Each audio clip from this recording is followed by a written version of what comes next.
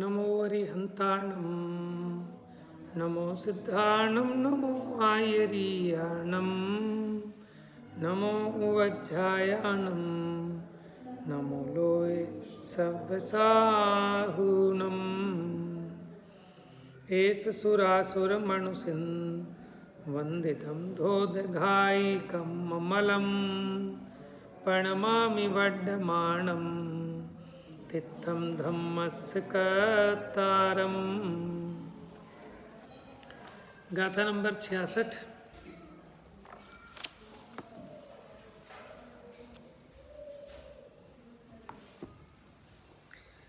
ये कल चली थी गाथा, पेज नंबर 114 पर देखिए।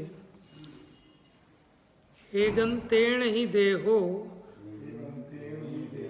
सुहम न देहिस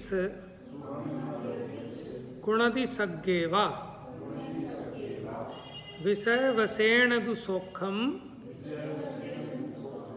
दुखम वा हवदि सयमादा। एगंतेण ही देहो सुहम न देहिस, माने एकांत से देह, सुहम माने सुख, न माने नहीं, देहिस माने देही यानी आत्मा को, गुणादि माने करती है, सज्ञेवा माने स्वर्ग में भी ये देह देही आत्मा को सुखी नहीं करती। विषय वशेण दुसौखम दुखम वा, के विषयों के वश होकर सुख अथवा दुख को हवदी माने होता है, सयमादा आत्मा अपने आप ही सुखी अथवा दुखी होता है, ये देह आत्मा को सुखी दुखी नहीं करती। स्वयं माने स्वयं, आधा माने आत्मा। ठीक है, ये चर्चा कल अपनी हुई थी। अब आत्मा कि जब स्वयं ही सुख रूप परिणमित होता है तो ये इंद्रियां इसको सुखी नहीं कर सकती, नहीं करती। उसी प्रकार ये जो बाहर के विषय हैं 5 इंद्रियों के, ये भी इसको सुखी नहीं कर सकते, उसकी अकिंचित करता। देखिए गाथा नंबर 67, पेज नंबर 115 खोलो।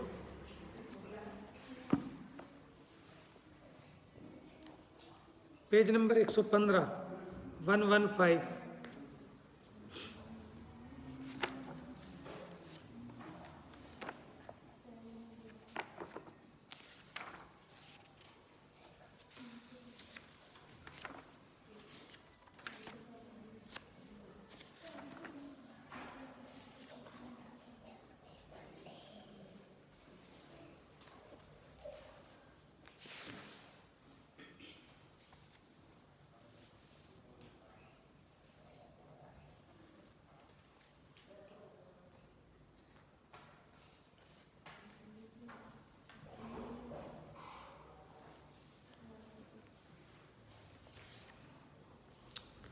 देखिए, तिमिर हरा जय दिट्ठी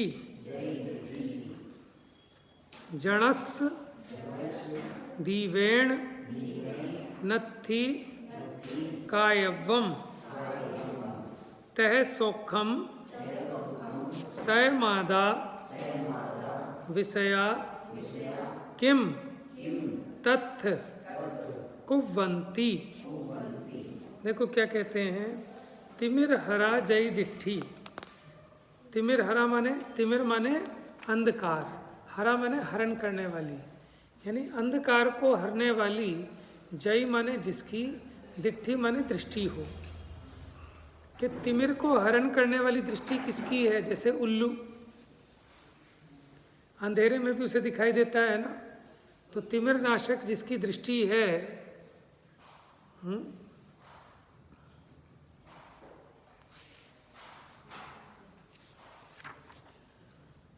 जणस उन जीवों को, जनस माने जीव, उन जीवों को, दीवेण नत्थि कायवम उन्हें दीपक, नत्थि नहीं, कायवम माने करना होता, उन्हें दीपक करने की जरूरत नहीं है, उन्हें दीपक जलाने की जरूरत किन्हें?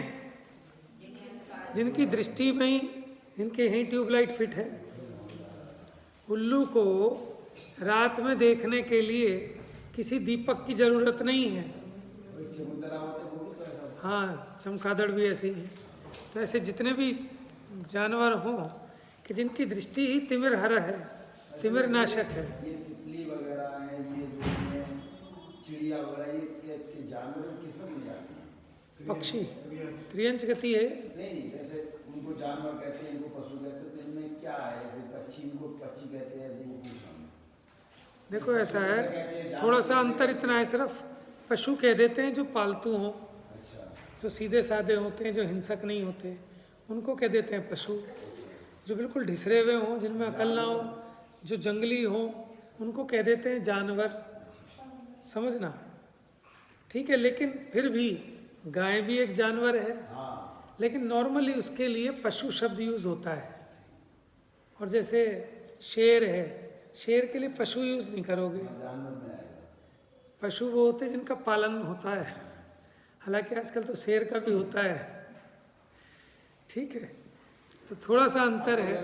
तितली वगैरह ये किसमें गिनते हैं? पक्षी, पक्षी इसमें तो आएगा ही नहीं। किसमें? नहीं, ये कीट में आएंगे, तितली वगैरह।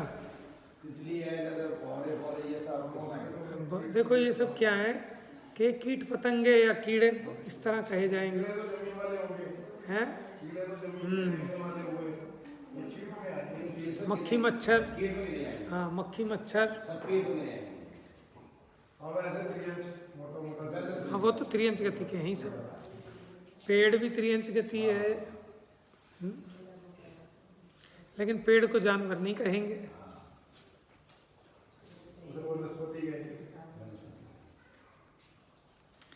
पृथ्वी भी त्रियंच गति का ही जीव है। माने सैनी पंचेंद्रिय से नीचे तो सब नियम से त्रियंच है, त्रियंच गति के ही हैं। जल का एक भी त्रियंच गति के ही है जीव। हाँ जी, देखिए, तो तिमिर हरा जय दिट्ठी, जिसकी दृष्टि तिमिर यानी अंधकार को हरने वाली है। जणस माने ऐसे जनों को, ऐसे जीवों को, दीवेण नत्थिकायवम, उनको दीपक करने योग्य नहीं है। उनको दीपक की क्या जरूरत है? तह उसी प्रकार सोखम सयमादा, कि जो आत्मा स्वयं सुखरूप परिणमने वाला है, विषया किम तत्थ कुवंती, उसको विषयों की क्या जरूरत। कितनी गजब की बात कही है। देखो इसका हिंदी अनुवाद गाथा पढ़े। तिमिर हरा जय दिट्ठी, जणस दीवेण नत्थिकायवम, तह सोखम सयमादा, विषया किम तत्थ कुवंती।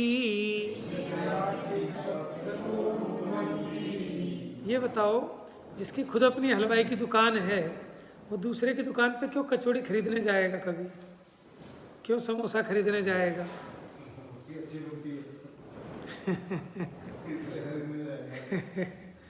हाँ वो हो सकता है, लेकिन हम तो उदाहरण अपनी बात को समझाने के लिए दे रहे हैं, तो आपको उसी संदर्भ में समझना होगा। तो ऐसे ही जिसकी खुद की आंखों में टॉर्च है, जिसे अंधेरे में भी दिखाई देता है, उसे किसी टॉर्च जलाने की जरूरत। उसी प्रकार जो ऐसे निशाचर हैं, जैसे उल्लू आदि, कि जिनकी दृष्टि ही तिमिर नाशक है, उन्हें अलग से दीपक जलाने की कोई आवश्यकता नहीं है। उसी प्रकार जब ये जीव स्वयं सुखरूप परिणमता है, जब ये अपने आप ही सुखरूप परिणमता है, तो फिर इसे 5 इंद्रिय के विषयों की कोई आवश्यकता ही नहीं है।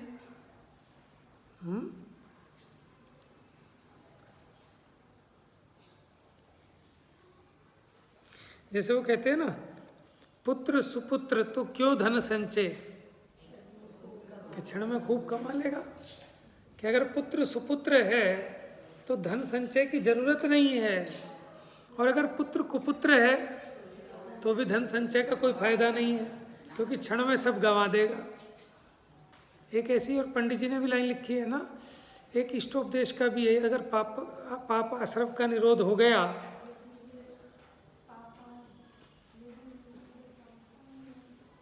भाव बता दो ना उसका। यदि पापाश्रम का निरोध हो गया तो धर्म से क्या प्रयोजन, और यदि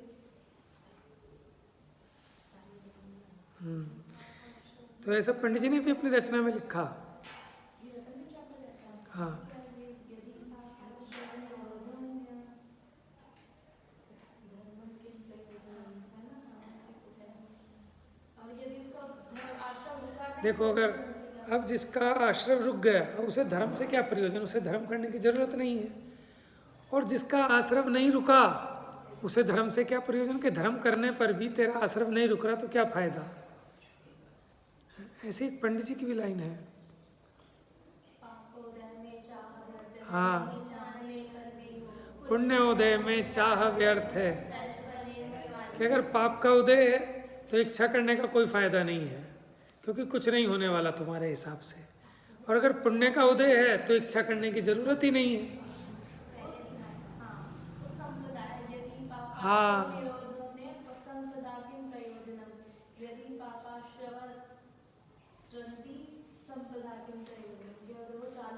कि अगर पापों का आश्रय होना रुक गया तो अब संपदा की जरूरत ही नहीं है, उससे बड़ी कोई संपदा नहीं है। और अगर पाप का आश्रय नहीं रुका, पाप चालू है, तो फिर ये संपदा का क्या फायदा। ये संपदा इसलिए थी ना कि अब तू पाप छोड़ दे, हैं, हमारे पुण्य का उदय हो, तो इसीलिए तो है कि हम माने देख के खाएं, देख के चलें, पराधीन नहीं है, जीवों की दया पालें, तब तो उसका फायदा है संपदा का। नहीं तो फिर कितनी संपदा हो, अगर पाप का आश्रय नहीं रुका तो वो दुर्गति में ले जाने वाली है संपदा। और जिसका पाप का आश्रय रुक गया, अब उसे संपदा की जरूरत नहीं, वो स्वयं ही माला माल है। तो ऐसे यहाँ कह रहे हैं कि जिसकी तिमिर नाशक दृष्टि है, देखिए नीचे पढ़ते हैं पद्यानुवाद। जो दृष्टि प्राणिनी तिमिर हर, तो कार्य छे नहीं दीप, ज्या जीव स्वयं सुख परिणमे। तो जो स्वयं में भी सुख रूप परिणमित होता है, तो फिर उसे विषयों की क्या जरूरत है।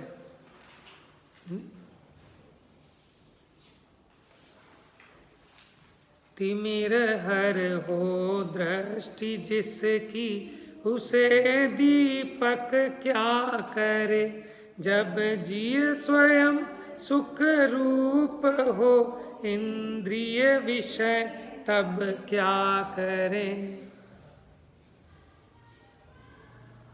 देखो, अगर बच्चे के पुण्य का उदय है तो आपने क्या पालना उसको, ठीक है ना, तो आपको उसकी क्या चिंता करनी। और अगर उसके पाप का उदय है तो क्या चिंता करने से फायदा, क्योंकि उसका आपकी चिंता करने से तो कुछ होना जाना है नहीं। तो जब ये आत्मा स्वयं सुखरूप परिणमित होता है, तो फिर दूसरे उधारी के विषयों की क्या जरूरत है। वो क्या करेंगे इसमें। देखो, जैसे कहते हैं ना, ये हाथ मैंने मोड़ा, क्या कहा, ये हाथ ऐसे मैंने मोड़ा। अच्छा, अगर तू ऐसे मोड़ता है तो इसको उल्टा मोड़ के दिखाना, अगर तू मोड़ने वाला है तो, कि नहीं वो कैसे मुड़ सकता है, वो तो मुड़ ही नहीं सकता। तो ये क्यों मोड़ा, क्योंकि ये मुड़ सकता है। तो अगर ये स्वयं मुड़ सकता है तो तू कौन मोड़ने वाला। और जब ये नहीं मुड़ सकता है तो फिर इससे सिद्ध हो गया ना कि तू जो नहीं मुड़ सकता उसको नहीं मोड़ सकता, जो मुड़ सकता है उसको मोड़ता है। तो क्या मोड़ता है। तो ऐसे ही कि जब ये आत्मा सुखरूप परिणमित होता है तो उसमें इंद्रिय विषय के आचार डालेंगे, उनकी क्या जरूरत है। ये आत्मा ही तो सुखरूप होता है, तो फिर उसको इंद्रिय विषयों की कोई आवश्यकता, ये तो भ्रम से मानता है। हाँ, अगर इंद्रिय विषयों से ही सुख होता तो जिन्होंने समस्त विषयों का त्याग कर दिया, ऐसे मुनिराज, वो दुखी होने चाहिए थे। और जिनके पास सबसे अधिक विषय सामग्री है, वो सबसे बड़े सुखी होने चाहिए थे। लेकिन ये तो साक्षात दिखाई देता है, इसका कोई नियम है ही नहीं ऐसा। जिनके पास कुछ नहीं है, ऐसे दिगंबर मुनिराज महासुखी। और वो राजा महादुखी तभी तो चरणों में लौटता है उनके। देखिए अब इसका अन्वयार्थ, पेज नंबर 116। यदि प्राणी की दृष्टि तिमिर नाशक हो, माने अंधकार को हरने वाली हो, तो यानी जब हमारी आंखों में ही अंधकार को हरने की क्षमता है तो हमें अंधकार के हरने के लिए दीपक की क्या जरूरत। उसी प्रकार आत्मा में स्वयं सुखी होने की सामर्थ्य है तो फिर उसके लिए विषयों की क्या जरूरत। यदि प्राणी की दृष्टि तिमिर नाशक हो तो दीपक से कोई प्रयोजन नहीं है, अर्थात दीपक कुछ नहीं कर सकता। उसी प्रकार जहां आत्मा स्वयं सुखरूप परिणमन करता है वहां विषय क्या कर सकते हैं। टीका, जैसे किन्हीं निशाचरों के उल्लू, अच्छा सांप भी, भूत इत्यादि, तो जैसे निशाचरों के नेत्र स्वयमेव अंधकार को नष्ट करने की शक्ति वाले होते हैं, इसलिए उन्हें अंधकार नाशक स्वभाव वाले दीपक प्रकाश से कोई प्रयोजन नहीं। कि जिस चीज़ की पावर अपने पास है हम उसके लिए उधार क्यों करेंगे कहीं से। ठीक है, जब हमारे पास जो चीज़ है, लौकिक में तो ऐसा होता है कि स्वयं डॉक्टर है फिर भी कोई दूसरा डॉक्टर ढूंढता है, क्योंकि अब डॉक्टरी अलग टाइप की हो गई ना। पहले ऐसा नहीं होता था कि अगर कोई वैद्य है तो वो खुद की दवाई भी खुद बना के ले लेता था। समझ में आया? बताओ जी, कह लो आप, रखा मत करो। अच्छा, मैंने कहा जैसे आप मान लो सीए है तो इसे अपने अकाउंट करने के लिए, अपना बैलेंस शीट फाइनल करने के लिए किसी अन्य सीए की पराधीनता कोई है कि अपने आप कर लेगा। समझ में आया? तो ये बात जीव को समझ में नहीं आती कि मेरे में स्वयं में सुखरूप होने की सामर्थ्य है और आत्मा ही स्वयं सुखरूप परिणमित होता है। भले इंद्रिय विषयों के भोगने के काल में भी जो सुख महसूस होता है वो भी कोई इंद्रिय विषय सुखरूप नहीं परिणमाते इसको, ये स्वयं सुखरूप परिणमित होता है। तो जब होना ही मुझे है तो फिर इंद्रिय विषयों को क्यों जुटाएं।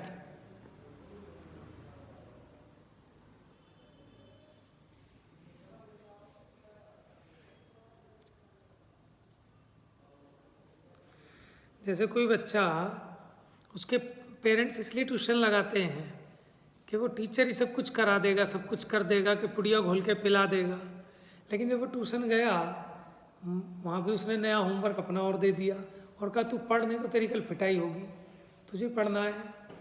तो वो कहते जब मुझे ही पढ़ना है तो फिर इस टीचर का क्या मैं अचार डालूंगा, क्यों मैं ट्यूशन जाऊँ। तो जब मुझे ही सुखरूप परिणमित होना है तो फिर ये गुलाब जामुन क्यों खाऊं। जब मुझे ही सुखरूप परिणमित होना है तो 1 लाख रुपए का टीवी लाके क्यों लगाऊं, इससे क्या सुख की पूर्ति होगी जब मेरी दृष्टि स्वयं तिमिर नाशक है। बताओ, जिसके नेत्रों में स्वयं प्रकाश ज्योति ठीक हो तो चश्मा लगाएगा क्या, है ना। तो जो स्वयं जिसकी दृष्टि तिमिर हर है, अब उसे विषयों से, उसे प्रकाश से क्या प्रयोजन। उसी प्रकार जो स्वयं सुखरूप परिणमित होता है, ऐसे आत्मा को 5 इंद्रिय के विषयों की कोई आवश्यकता नहीं है। लेकिन अज्ञानता में वो करता है, उसको लगता है कि इनमें से सुख आता है। आप बताओ, सामने वाले ने हमारा प्रवचन सुनकर खूब ताली बजाई, तो ताली में से सुख आएगा क्या। हाँ, समझ में। अपने अंदर जो इच्छा की थी, इसकी जो मान कसाई थी, उसकी पुष्टि हुई, वो अपने आप सुख मान्य रूप परिणमित हुआ आत्मा। लेकिन उसको भ्रम क्या हो गया कि ताली बजाने से सुख होता है। तो अब कोई भी कवि मंच पे आता है ना तो पहले कहता है हाँ जी साहब तालियां बजाओ पहले। समझ में आया। तो उसको लगता है कि ताली में से आनंद आता है, और यहाँ समझा रहे हैं कि ताली में से आनंद नहीं आता। आनंद रूप तो स्वयं परिणमित होता है, और जब स्वयं परिणमित होता है तो तुझे तालियों की क्या जरूरत। लेकिन हर एक चीज में इसीलिए अटक रहा है। नए कपड़े पहनेगा बाबूजी बन के, और इसको कहता है अब नए कपड़े पहन के सुख आया। कि नए कपड़ों में से कहाँ से सुख आया। हैं?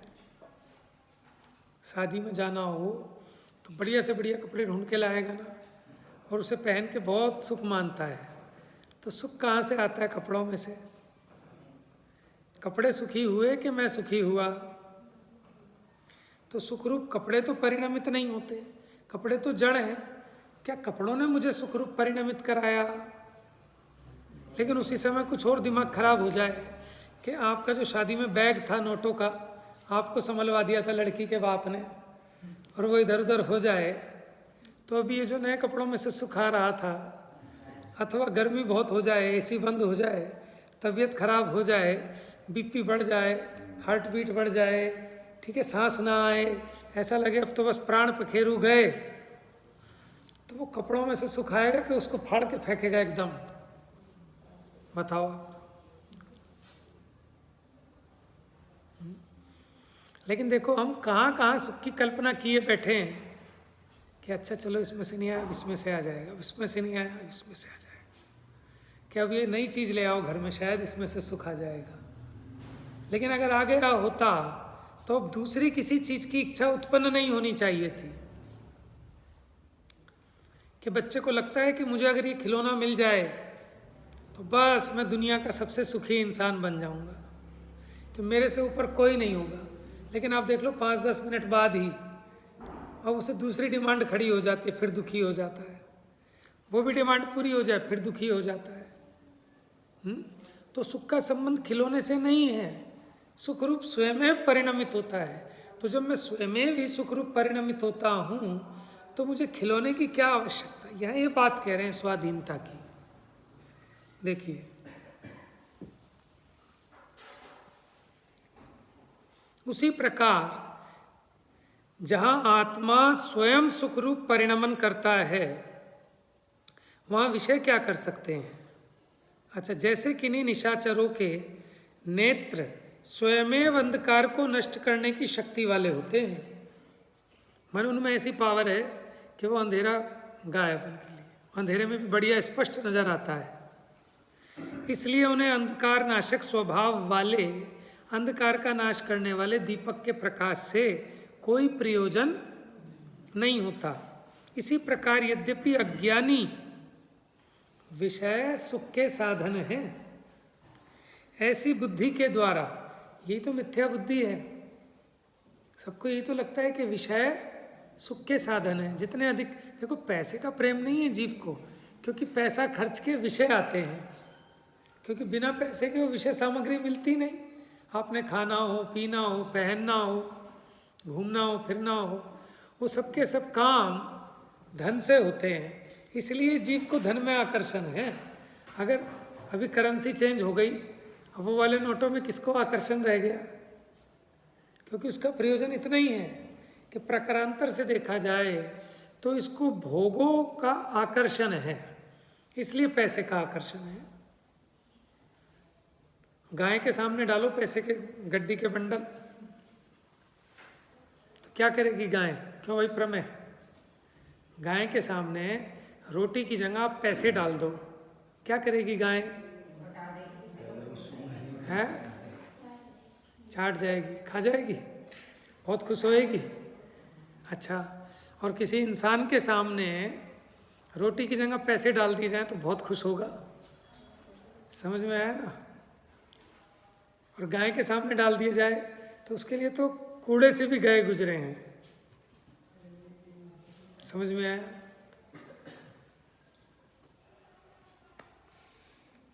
तो यद्यपि अज्ञानी विषय कहते हैं 5 इंद्रियों के जो भोग हैं वो सुख के साधन हैं, ऐसी बुद्धि के द्वारा व्यर्थ ही विषयों का अध्यास करते हैं, माने विषयों को इकट्ठा करते हैं, उनका विकल्प करते हैं, उनका आश्रय करते हैं। तथापि फिर भी संसार में या मुक्ति में, संसार में तो स्वयं दुख रूप और मुक्ति में सुखरूप परिणमित इस आत्मा का विषय क्या कर सकते हैं? समझ में आया? ये जो बाहर के 5 इंद्रिय के विषय हैं, ये इसे सुखी दुखी नहीं कर सकते। ये जीव स्वयं सुखी दुखी। आप देख लो ना, एक जैसी सामग्री सबको दी जाए, लेकिन कोई तो प्रसन्न होता है, कोई नाराज होता है। कोई कहता है साहब आज का तो खाना बहुत बढ़िया बना, कोई कहता है साहब कंजूसी कर गए सेठ जी, बिल्कुल बेकार। तो ये क्या है? घर में भी 4 मेंबर हैं, एक कहता है बहुत मज़ा आ गया आज तो खाना खाने में, दूसरा कहता है आज क्या बना के रख दिया। ऐसा क्यों है? तो इससे सिद्ध होता है कि विषयों से सुख दुख नहीं होता, ये आत्मा स्वयं सुख दुख रूप परिणमित होता है अपनी मान्यता के हिसाब से। देखो आप ये बताओ, सपने में किसी ने रसगुल्ला खाया है कभी? क्यों भाई? हाँ मैंने जरूर खाया होगा। सपने में लड्डू खाया है? सपने में कैसा मजा आता है? कि बिल्कुल वैसे ही आता है जैसा असली में खाने में आता है। लेकिन खाया क्या? तो ऐसे ही जीव को इंद्रिय भोगों में ऐसा लगता है कि मानो सच में इसमें से आनंद आ गया, जबकि स्वप्न में तो कुछ नहीं है, यहाँ कोई लड्डू नहीं रखा गया, लेकिन आनंद पूरा वैसे ही आता है इसको। कहाँ से आया वो आनंद? अब आप बताओ कि बिना इन 5 इंद्रिय के विषयों के भी अपनी कल्पना से बिल्कुल हूबहू वैसा का वैसे ही सुख और वैसा का वैसे ही दुख भी आता है। समझ में? सपने में डर जाता है ना बच्चा, तो ये लगता है मैं भाग रहा हूँ, मेरे पीछे कोई पकड़ रहा है मुझको, और पसीने पसीने हो जाता है, चिल्लाने भी लगता है। हाँ, तो ऐसे दुखी भी होता है और कभी सुखी भी होता है, हैं?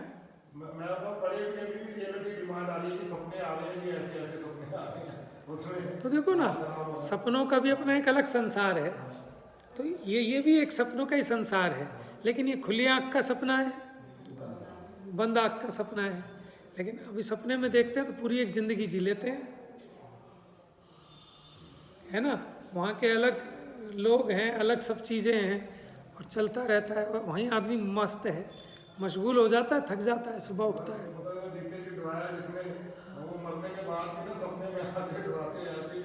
हाँ है। और अब देखो कि इसी प्रकार जब ये पर्याय बदलेगी तब ये आएगा, ये भी एक सपना था। मान लो देव गति में गए और अवधि ज्ञान से अगर जोड़ेंगे, देखेंगे कि यार क्या क्या करामात की हैं तुमने, मनुष्य पर्याय ऐसे ही हवा में खराब कर दी, ठीक है, तो लगेगा कि वो भी एक सपना था जैसे।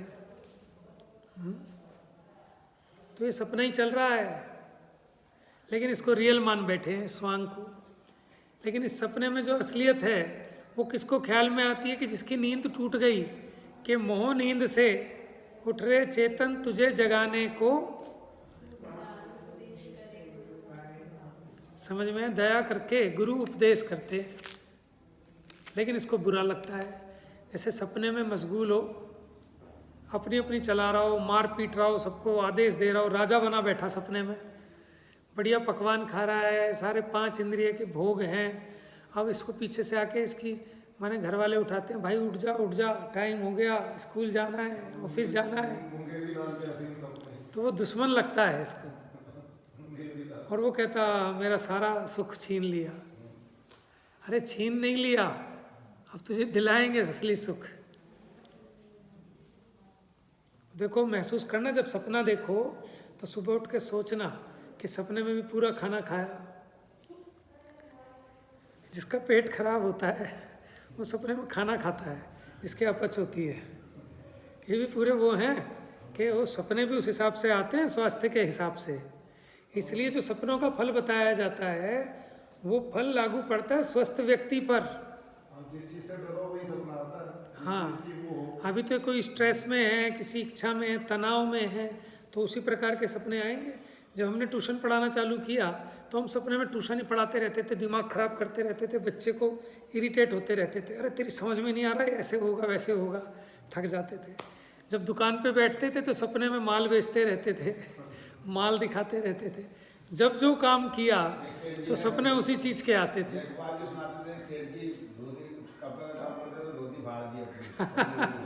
सपने में। हाँ, ये लो बहन जी, ये लो, ये हो गया आपका 2 मीटर कपड़ा।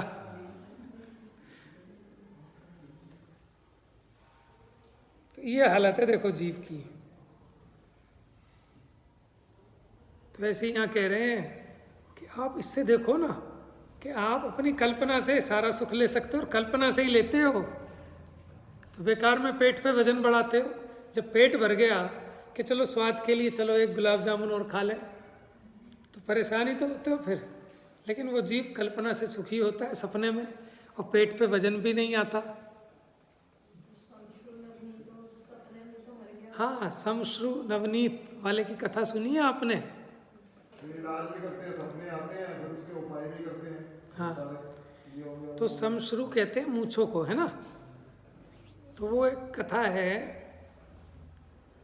कि एक व्यक्ति था, उसकी बहुत बड़ी बड़ी मूछें थी, ऐसी बड़ी भारी भारी। तो वो पहले क्या होता था कि लोग अपने घर में घी निकालते थे, छाछ बचता था तो मट्ठा इकट्ठा कर लाता था। अब उस छाछ को जब पीता था, मैंने मांग के पी लेता था, छाछ को पीता था तो उसकी मूँछों पे थोड़ी सी घी जम जाता था, तो वो घी इकट्ठा कर लेता था डिब्बे में। समझ में आया? तो फ्री बटती थी छाछ तो पहले, तो वैसे ही इकट्ठी कर लेता था। अब वो रात को सोया, अब उसे सपना आया कि 5 किलो का कनस्तर ऐसे ही 10-20 दिन में पूरा भर जाएगा, और फिर मैं शहर में इस घी को बेच के आऊँगा, फिर मुझे 500 रुपये मिलेंगे, फिर मैं ये करूँगा, फिर मैं वो करूँगा, फिर मैं ऐसा कर लूँगा, वैसा कर लूँगा, फिर मेरी शादी हो जाएगी, फिर मेरी बीवी पैर दबाएगी, और फिर वो नखरे मारेगी, तो फिर मैं उसके खींच के एक लात मारूँगा। ठीक है। तो उसने क्या किया, वो जो हंडिया में इकट्ठा कर रखा था घी और नीचे दिया जल रहा था, उसमें दे के लात मारी सपने में, और वो सारा घी में गिर गया और झुग्गी झोपड़ी सब जल गई उसकी, वो भी जल गया। तो ऐसी ये कल्पनाएं कर रहे हैं हम सब, बिल्कुल उसी की तरह सारी प्लानिंग चल रहे हैं। फिर ये हो जाएगा, फिर वो हो जाएगा, फिर 2 का 4, 4 का 8, 8 का 16, और फिर ये हो जाएगा, और फिर ऊपर से गिरेगा बम का गोला, नाश को प्राप्त हो जाएगा। बिल्कुल। देखो, सपने में तीर्थ यात्रा भी कराते हैं। जब आप सपने में तीर्थ यात्रा कर रहे हो, प्रक्षाल कर रहे हो, नए नए भगवान के दर्शन कर रहे हो, तो आपके परिणाम कैसे, आप बताओ ना, परिणाम कैसे होते हैं? परिणामों में विशुद्धता आती है कि नहीं आती? अहोभाव लगता है कि नहीं लगता है? तो पुण्य बनता है। और आप सपने में भोग रहे हैं, तो परिणाम कैसे होते हैं? आकुलित व्याकुलित, तो फिर पाप बन रहा है। जैसे चलता है उसी तरीके से ही चलता है, सपने भी उसी तरीके से ही आते हैं। अगर आप डरते रहो किसी चीज से तो सपने भी वैसे ही आते हैं। तो मतलब जैसे चलता है तकरीबन मामला वैसे ही चलता है, जैसे पूरा दिन का रूटीन चलता है। हाँ, वैसे ही चलता है पूरा। एक पूरा दिन अलग चलता है, रात अलग चलती है जीव की। लेकिन वो जो सपनों का फल आप कहीं किताबें लेके ना पढ़ लेना कि अगर ऐसा सपना आया तो उसका फल ये होगा, कि लोग बाग फिर वो अपना गणित फिट करते रहते हैं। भैया वो बात उसके लिए है कि उसमें भी नियम है बहुत सारे और कंडीशन हैं, कि स्वस्थ व्यक्ति हो, कि जिसकी नाड़ी की फड़कन वो 1 मिनट में कितनी होती है, 78 या कितनी, नहीं वो तो अलग है, वो तो साइंस कहता है। हमारे हिसाब से तो जैन दर्शन के हिसाब से कितनी 78 के आसपास बैठती हैं कुछ, तो पौन सेकंड में एक फड़कन कुछ ऐसा बैठता है। 3773 श्वास होते हैं एक अंतर मुहूर्त में, वो स्वस्थ व्यक्ति का लक्षण है। तो स्वस्थ व्यक्ति, और फिर कौन से पहर में वो स्वप्न देखा, इस पे भी डिपेंड करता है। कौन सा स्वर चल रहा था, चंद्र स्वर था कि सूर्य स्वर था, तो ये सब कंडीशन के हिसाब से फिर वो राजा उन सपनों का फल बताते हैं। जैसे चंद्रगुप्त के सपने थे, उनका फल बताया जो आज दिख रहा है। माता को सपने आते हैं तो फिर राजा से फल पूछती हैं, तो वो भी स्वप्न विज्ञान है। लेकिन हम आधा अधूरा ज्ञान ले लेते हैं और फिट करने लगते हैं कि हमें तो ये दिखा, इसका फल ये होगा, इसका ऐसा नहीं है। तो बराबर पुण्य पाप है। एग्जाम्पल में तो सब समझ में आता है, हाँ, और अपनी परिणति में नहीं समझ में आता। यही तो मोह का नशा है। ये चल रहा ना आजकल के सपने आते हैं, पता नहीं भगवान आके क्या क्या बता रहे हैं। हाँ, ये होगा वो होगा, आजकल इतने सारी किदवंती चल रही है बहुत ज्यादा। तो भगवान, बहुत सारे भगवान आके बताए जा रहे हैं सपने में, और सच हो जा रहे हैं। खैर, तो हमें तो ये बताना था कि जीव में स्वयं योग्यता है सुख और दुख रूप परिणमित होने की। जब मेरे में अपनी खुद की योग्यता है सुखी दुखी होने की, तो मैं किसी दूसरे का आश्रय क्यों लूं? ये अभी बागेश्वर कौन है ये वो तो सपने में बहुत चीजें आ रही ये है। क्या जो बता देते हैं सामने से, ये क्या है? देखा सुना आपने? हाँ सुना तो है, लेकिन दूसरे बता देंगे ये आपको। तो देखो पता है, ये तो सबको पता है क्या है क्या नहीं है, सब ये कोई रिद्धि सारी सिद्धि- कहानी। अरे कुछ रिद्धि सिद्धि नहीं है, रिद्धि सिद्धि वाले अलग होते हैं। रिद्धि सिद्धि होती है तपस्या से। देखो रिद्धि सिद्धि होती है तपस्वी से, तपस्या से।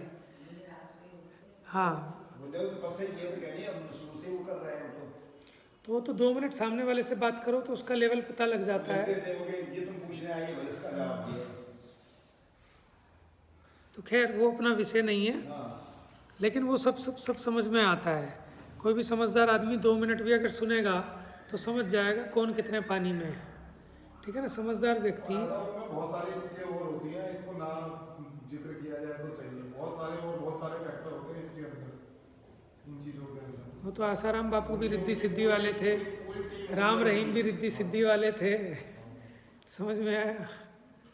अभी भी उनके इतने भक्त हैं, अभी भी हजारों की तादाद में ना लोग आते हैं उनके उधर। वहाँ पर डेरा है बाबा जी का, तो सब पता चलता है। इतवार को बहुत बड़ा सत्संग होता है, मतलब इतने सब होने के बाद भी। और आशाराम जी के अभी भी बहुत सारे भक्त हैं, सब चीज होने के बाद। तो अभी देखो ना, अब चलो छोड़ो उनकी रिद्धि सिद्धि, लेकिन हमारी रिद्धि देखो। हमें सुखी होने के लिए किसी पर पदार्थ की आवश्यकता नहीं है, ये भी तो सबसे बड़ी रिद्धि है। ये समझ में नहीं आती है अपने को। चलिए इसको पूरा करते हैं। तो जिनके नेत्र तिमिर नाशक हैं, ऐसे उन जीवों को दीपक आदि के प्रकाश की आवश्यकता नहीं है। उसी प्रकार यद्यपि अज्ञानी विषय सुख के साधन हैं, ऐसी अपनी विपरीत मान्यता से विषयों को जुटाते हैं। ठीक है ना, अपनी उल्टी बुद्धि से कि विषयों में से सुख आएगा, इसलिए विषयों को जुटाते हैं। लेकिन संसार में या मुक्ति में ये जीव, देखो मुक्ति में तो जो सच्चा सुख होता है उस रूप तो स्वयं आत्मा परिणमित होता है। लेकिन संसार में भी जिसको आप सांसारिक सुख कहते हैं, इंद्रिय सुख कहते हैं, इंद्रिय सुख रूप भी तो ये आत्मा खुद ही परिणमित होता है। तो फिर विषयों से कोई प्रयोजन नहीं है। भावार्थ, संसार में या मोक्ष में आत्मा अपने आप ही सुख रूप परिणमित होता है। उसमें विषय अकिंचित कर हैं, विषय कुछ भी नहीं कर सकते। हम मैंने सपने का उदाहरण इसलिए दिया था, जब सपने में आप रसगुल्ला खा के सुखी हो रहे हैं और आपके जो फ्रिज में रसगुल्ला रखा है उसकी तो आपको ज़रूरत ही नहीं है। जब आप स्वप्न में स्वयं ही सुखी हो रहे हैं, ठीक है, तो वो असली वाला रसगुल्ला खाने की ज़रूरत ही नहीं है। ये तो उदाहरण है।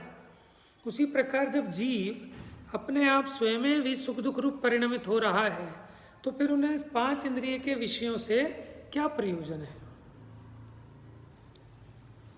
अज्ञानी विषयों को सुख का कारण मानकर व्यर्थ ही उनका अवलंबन लेते हैं। देखो भाई साहब, अगर विषयों से ही सुख होता हो तो विषय के त्याग से सुख नहीं होना चाहिए, लेकिन विषय के त्याग में और अधिक सुख होता है। लेकिन किसको? ज्ञानी को। अज्ञानी तो दुखी हो जाता है विषय का त्याग करने पर, वो भी अपनी उल्टी मान्यता से, और विषय मिलने पर सुखी हो जाता है। लेकिन ज्ञानी को समझ में आता है, क्योंकि जब तक विषयों का आश्रय था, पराधीनता थी, आकुलता थी, और उसका वो विकल्प टूटते ही वो सुखी हो जाता है। एक दिन हमने बताया ना, आपने सुबह पेट भर के खा लिया, भूख नहीं है, लेकिन अब शाम को 5 बजने वाले हैं भैया, रास्ते में हैं, कहाँ खाना खाएं क्या खाएं, तो उस विकल्प से दुखी हो रहा है। लेकिन जिसने त्याग कर दिया कि मुझे भोजन ही नहीं करना शाम को, तो उसका सारा दुख मिट गया। ये जीव अपने मिथ्या विकल्प से दुखी होता है। तो एक विकल्प का त्याग करने पर कितनी निराकुलता होती है। और आप एक विकल्प रखो कि नहीं मुझे भोजन करना, चाहे आप 2 ग्रास खाएं, लेकिन उसका विकल्प आपको परेशान करे रखेगा। और अगर आपने उस विकल्प का त्याग कर दिया कि मुझे शाम को भोजन करना ही नहीं, अरे 1 रोटी के लिए क्या खाना, खाएंगे तो 10 खाएंगे, 1 रोटी के लिए क्या नाम कराना है, छोड़ो खाएंगे नहीं। तो विकल्प टूट गया, ठीक है ना। तो वो जितना खेद था कि कहाँ खाएं, कहाँ व्यवस्था करें, दिन से पहुँचेंगे कि नहीं पहुँचेंगे, हैरान परेशान हो रहा था, सब छूट गया। ऐसे ही ये जीव अगर इतना भी निर्णय करे ना कि मनुष्य पर्याय भोगने के लिए नहीं है, क्योंकि ना तो शरीर का सहनन, ना इंद्रियों की सामर्थ्य, ना भोग। आपको असली ज्ञा के नाम पे भी क्या मिल रहा है देखो, है क्या चीज़ मिल रही है आपको? एक सब्जी तो सही नहीं मिल पा रही, कैसे भोग है इंद्रियों के, विषयों के। तो ये कोई भोगने लायक है? भोग नहीं है तो स्वर्ग में जाके भोगना, समझ में? वैक्रियक देह, एक से एक उत्तम भोग। तो ये मनुष्य पर्याय भोगों के लिए नहीं है, भोगों के लिए तो देव पर्याय है। तो इतना भी ये जीव समझे, इन भोगों का त्याग करे तो सुखी हो सकता है, लेकिन ये उसके पीछे दौड़ रहा है, उसमें संतुष्टि होनी नहीं है। जा वाणी के ज्ञान से सूझे लोका